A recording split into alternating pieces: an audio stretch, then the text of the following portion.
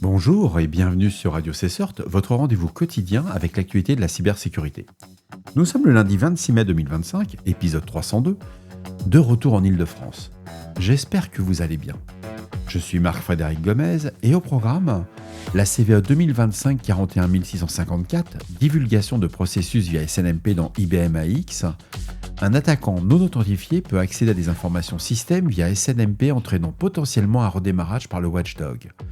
UNC 5221, exploitation rapide des failles Ivanti EPMM, le groupe APT lié à la Chine aurait lancé des attaques ciblées peu après la divulgation publique des vulnérabilités Ivanti.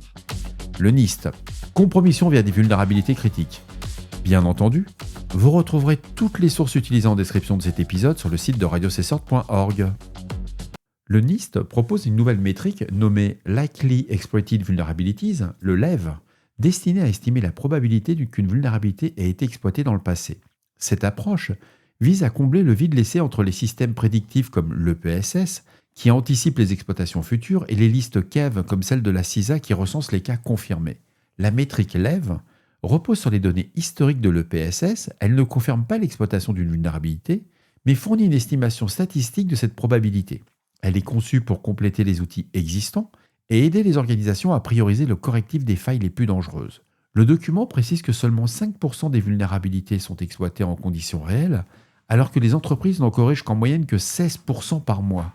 L'EV pourrait permettre de concentrer les ressources sur les vulnérabilités réellement utilisées. 4 usages sont détaillés.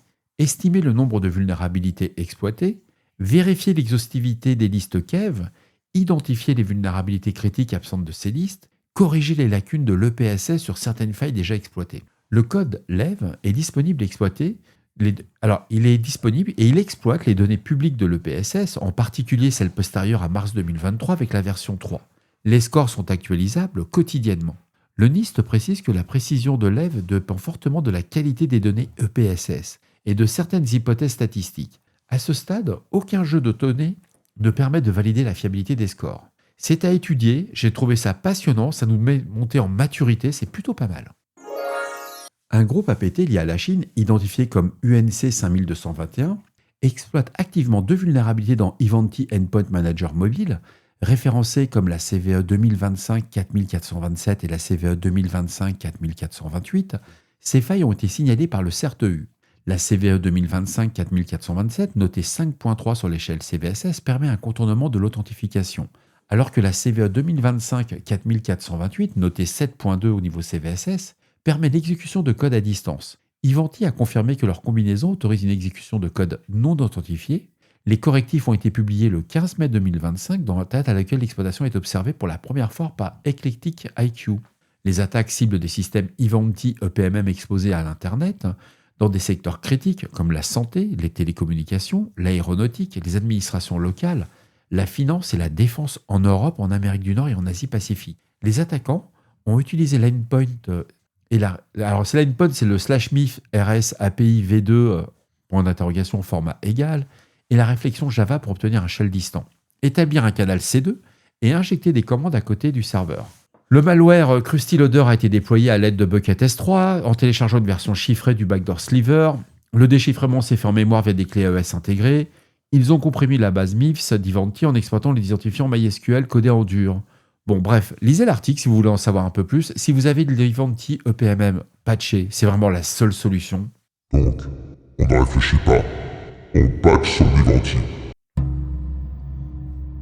Et enfin, pour finir, une vulnérabilité référencée sous la CVE 2025 41654 qui affecte IBM AX. Elle permet à un attaquant distant non authentifié d'accéder à des informations sur les processus en cours via le protocole SNMP. Le volume de données renvoyé peut déclencher un redémarrage automatique par le watchdog. Cette faille est exploitable à distance. Elle affiche un score CVSS de 8.2, donc elle est critique, avec un impact score de 4.2 et une exploitabilité score de 3.9. Aucune version spécifique ni aucun produit affecté n'a été officiellement listé à ce jour, et la vulnérabilité est publiée le 26 mai 2025, c'est-à-dire aujourd'hui à 9h15. Si vous avez des AX qui sont exposés sur Internet, c'est le moment de patcher. Et voilà, cet épisode de Radio CSort du lundi 26 mai 2025 touche à sa fin. J'espère qu'il vous apportera des informations claires et utiles. N'oubliez pas, si vous avez des retours ou des sujets que vous aimeriez voir traités, faites-le moi savoir. laissez-moi un message sur le répondeur de Radio Cessort au 07 68 72 20 09 ou envoyez-moi un email à radiocessort@gmail.com.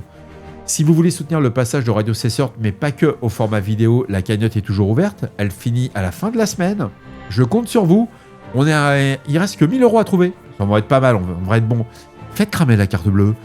D'ici là, restez vigilants. Surveillez vos systèmes. Et surtout, on ne réfléchit pas. On patch. Au revoir.